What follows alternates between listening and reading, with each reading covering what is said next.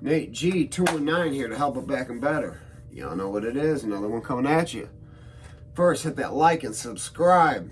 You need to get those subscribers up there. Hit that cash up if you want to help. Today is December 10th. My old man's big 70. Big 70, man. Wish I could be down in Florida with him, but I'm not.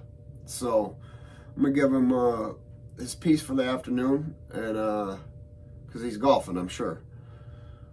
But give him a call a little later, FaceTime, so he can see his granddaughter and his daughter-in-law as well. So my son, my oldest, is going down to Florida tomorrow, so he's gonna see the old man. But yeah, I miss him, man. Can't wait till I get to see him again. It's harder as parents are getting older, and you had all that time away, and then they moved. It's hard sometimes. But anyways, today's story, it's coming straight out of the 219. About a guy I've known since I was knee-high to a grasshopper. I've never actually said that. No, but a jerk that I've known since kindergarten. And to me, he wasn't always a jerk. To a lot of people, he was, but him and I were on a pretty good rapport, and we got along with each other, even though he was in the opposition. Well, he claimed he was in the opposition affiliation I was. He wasn't that. He wasn't a lot of things he said he was. And I've known that for a long time, but it is what it is. I kept him out of my circle because he robbed me some years back. Well, stole from me. He didn't rob me. He didn't take. He snuck it from me. $160, I believe it was. I don't remember. It's been a few years. But messaged me saying, hey, what's up? Like, are you kidding me? I sent him my Cash App tag. That's what's up. And yeah, got to looking into his background. He told me he'd been to Indiana State Prison some years back for a real bad battery, and he's a damn liar. And when he told me he'd been to prison he did 8 years is what he said, in Michigan City Penitentiary. And the years he said he was gone, he hadn't even been to prison at that point in time. Come to find out, he hasn't served 8 years total. He's got he's been to prison twice, and he never went until 2012 or something. Yeah, 2012. And he had 2 sentences at that point in time. But I mean, they had the same release date, even though it looks like they were different. Nope, the same cause number. I don't know why there's 2 separate prison sentences on here. I don't know, it just reads weird. But it's the same sentence. Got a year and a half. He only had to serve 9 months in that. He never went to prison for that. And not at that point in time. Now, the next one, stalking. The first one was domestic battery and strangulation. And I'm going to get into that too, because he was beating on his kids. It's a domestic battery with child under the age of 16. And,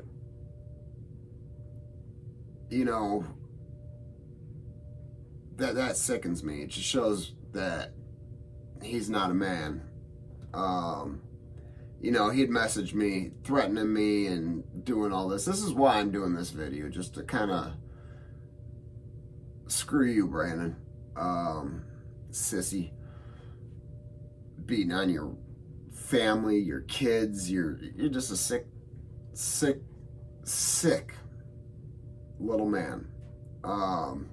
As you see in the mugshot, I mean, he looks like a rat with a tattoo on his face. And I can't tell if the tattoo says his name. It makes sense because he's so stupid. He'd need to look in the mirror every day to know his own name. I could see that, but it might be his girl's name or one of his many children's name. But yeah, stalking. He got 2 years, and you only had to serve one of. No, you know what? No, yeah, he only had to serve one of that because it's under the old law. He was sentenced after the new law was in effect. But he caught the case prior to the new law existing, so he had to serve 1 year. He may not have even went to prison then, but I actually do know he did because I did see a court order, something served to him while he was in Westville. So he had minimal, 2 D felonies was his first one, and a C felony, which is at one point was 2 to 8 years, if I remembered correctly, or 3 to 8. I don't remember, but 8 was the max on a C felony before the law had changed.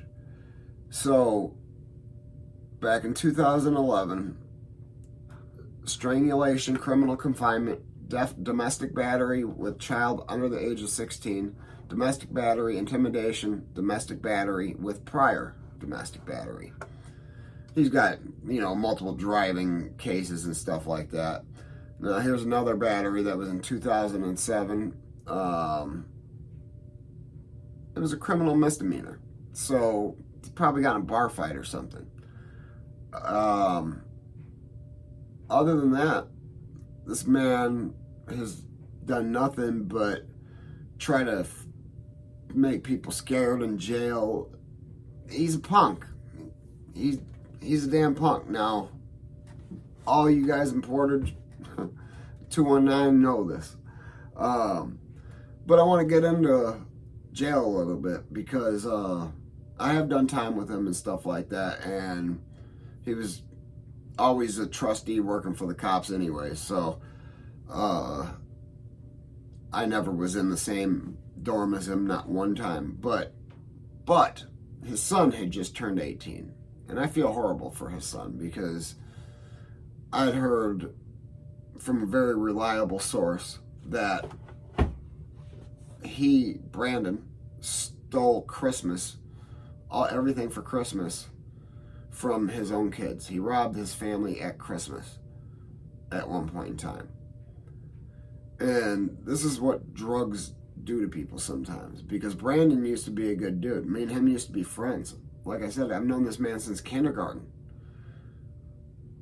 He'd gotten attacked by a dog one time, had half of his head tore off, and people were making fun of him. I was one of the only kids that was actually a friend of him. Hold on, time out.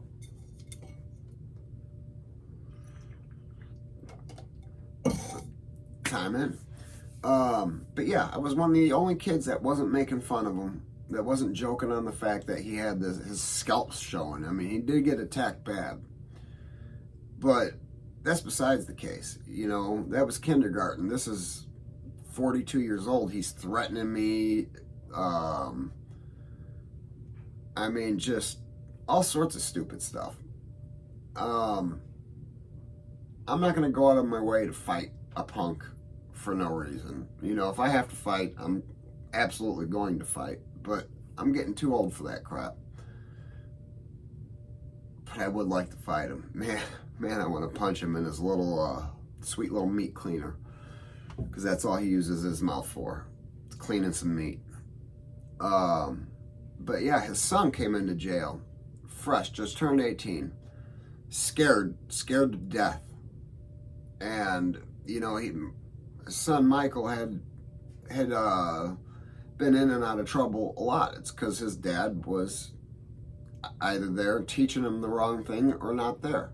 I'm thinking he was around because he had to act just like his father.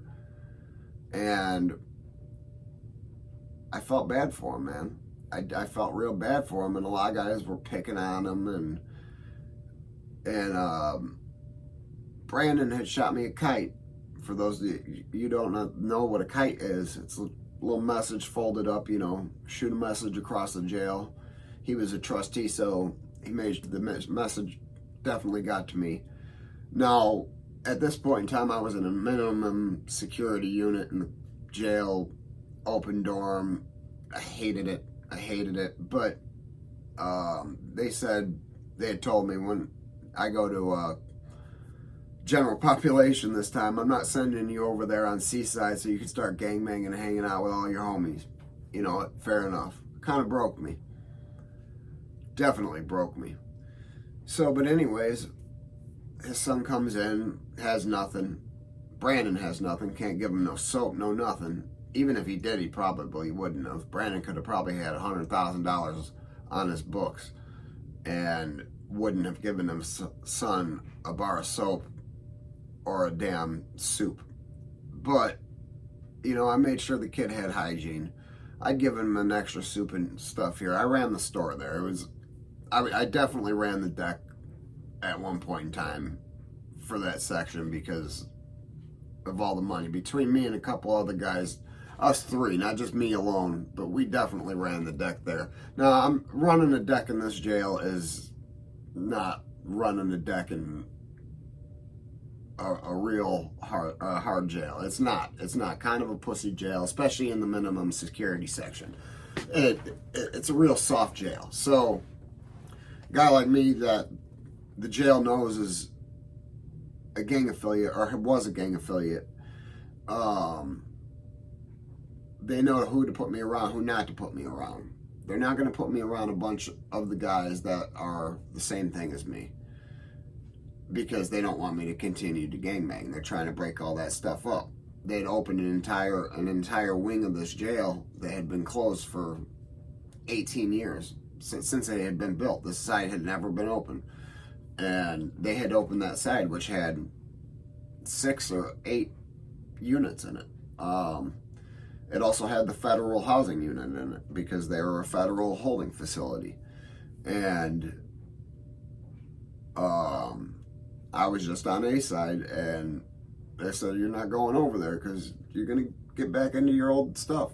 You know, you got to change your ways one day. And the guard was real cool with me. Sergeant Shara, or CO Shara, I don't remember his direct rank.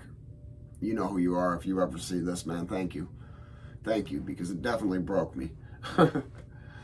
And it's a sissy jail, you know. And Brandon Maupin would act like he's the hardest man. It's like being the biggest man in the weakest place. It doesn't matter. It's irrelevant. Just as irrelevant as he is and has been his entire life. But sorry, guys. I just wanted to get that out there, man. I told him I'm going to make a video about him and expose all his crap that he did. And Mikey, if you ever want to reach out to me, man, I'll be a friend to you. I definitely will be a friend to you. Because your dad won't be a dad or a friend. Your dad's taught you nothing but ways to go back to prison. Don't be him. Don't act like him. You could have potential, man. Hey, if you're the one I saved by doing these videos, I'd be more than proud of that. But hey, hit that like, hit that subscribe, guys. And hit that cash up if you want to help. Never forget life's choices, though, guys. Don't. And you know, if they ain't hating it, you ain't making it.